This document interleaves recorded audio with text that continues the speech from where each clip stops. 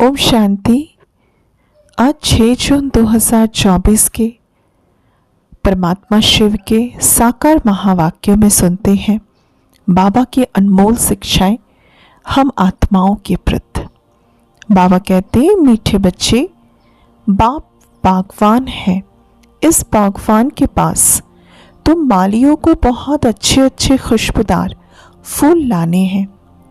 ऐसा फूल नहीं लाओ जो मुरझाया हुआ हो। प्रश्न, बाप की नजर किन बच्चों पर पड़ती है, किसके ऊपर नहीं पड़ती? उत्तर, जो अच्छी खुशबू देने वाले फूल हैं, अनेक कांटों को फूल बनाने की सर्विस करते हैं। उन्हें देख देख बाबा भी खुश होते, उन पर ही बाबा की नजर जाती है। और जिनकी वृत्ति गंदी है, आंखें धोखा देती, उन पर बाबा की नजर भी नहीं पड़ती। बाबा तो कहेंगे, बच्चे फूल बन, अनेकों को फूल बनाओ, तब होशियार माली कहे जाएंगे। फिर बाबा सुनाते हैं मुरली के बीच, तुम जानते हो, बाबा भी जानते हैं कि कांटों के जंगल का बीज रूप है रावण और फूलों के बगीचे का बीज रूप है बाबा।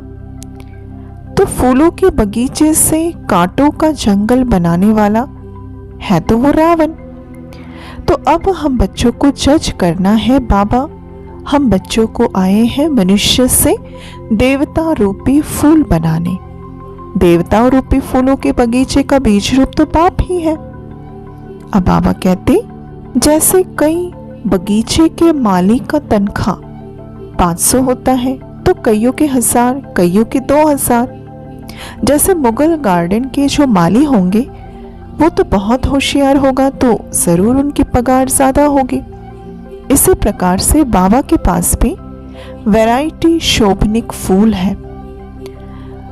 कभी कभी बच्चे तो फूल बनते बनते फिर कांटे भी बन जाते हैं।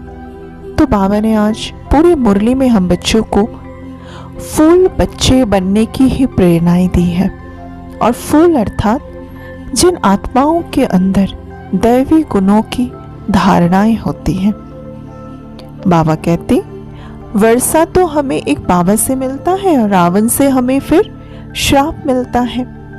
जब श्रापित होते हैं तो जो सुख देने वाला होता है ना बाप, उनको हम सब याद करते हैं, क्योंकि बाबा ही है वो सागर, सुख दाता, परमपिता परमात्मा। बाबा तो बेहद बगीचे की बातें करते हैं। जैसे देखें, जंगलों में कांटे ही कांटे होते हैं तो बहुत दुख देते हैं ना।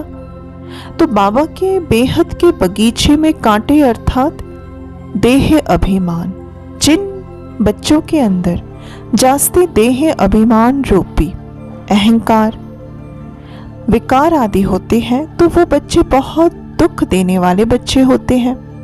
उन पर बाबा की नजर नहीं पड़ती। बाबा की नजर पड़ती है अच्छे अच्छे फूल बच्चों पर।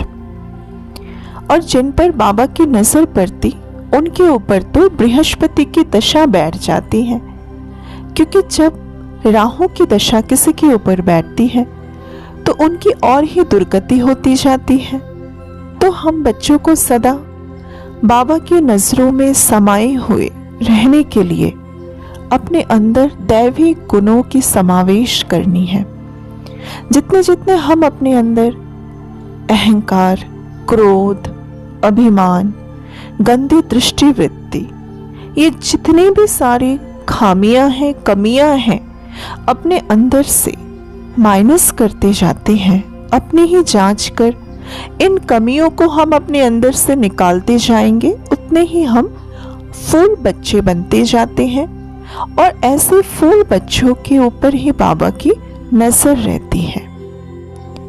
जैसे दुनियावी स्कूल और पाठशालाओं में कुछ एम ऑब्जेक्ट होती है, उसे लेकर स्टूडेंट्स पढ़ाई करते हैं, क्योंकि जानते हैं पढ़ाई सोर्स ऑफ इनकम होती है।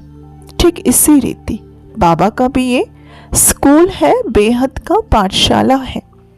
यहाँ भी हम बच्चों के एम ऑब्जेक्ट है मनुष्य से देवता बनना, अर्थात नर से नारायण, नारी से श्री लक्ष्मी ऊंच पद पाना।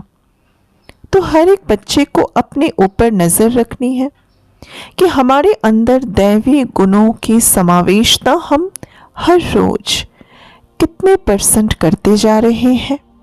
फिर बाबा कहते हैं कि बाबा को सर्विसेबल बच्चे ही पसंद हैं। बाबा उन बच्चों को देखते हैं जो बेहद के सर्विस में तत्पर रहते हैं। कांटों जैसे मनुष्य को भी फूल बनाने की सर्विस में जो बच्चे तत्पर रहते हैं। खास बाबा ने बांधेलियों को भी याद किया।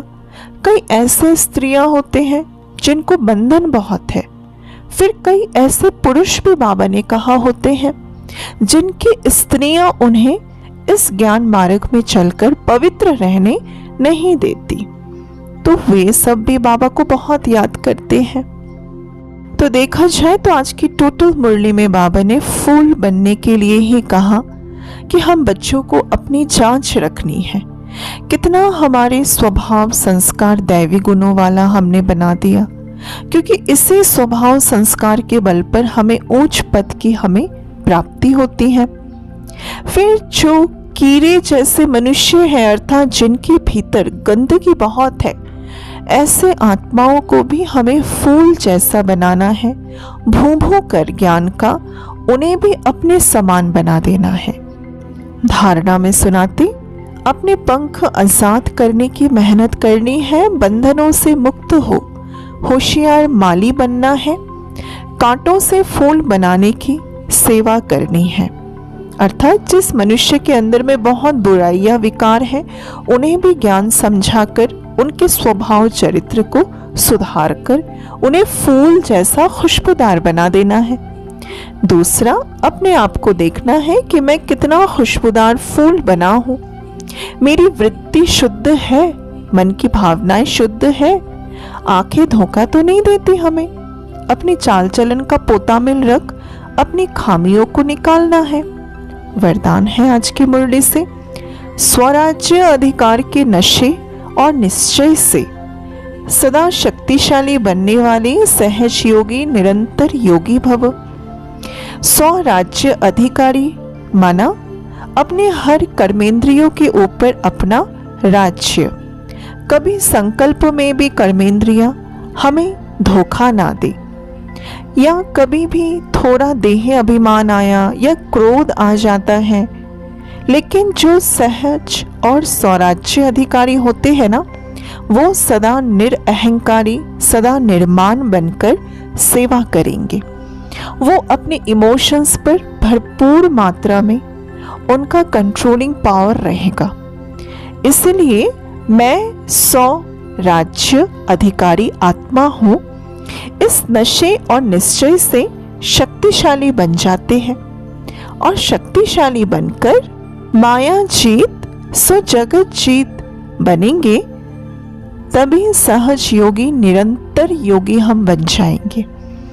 तो स्व माना खुद, मैं आत्मा और मुझ आत्मा का अपनी आंखें, अपनी कर्मेंद्रियां, अपने विचार, अपने इमोशंस पर मुझ आत्मा का कंट्रोल है।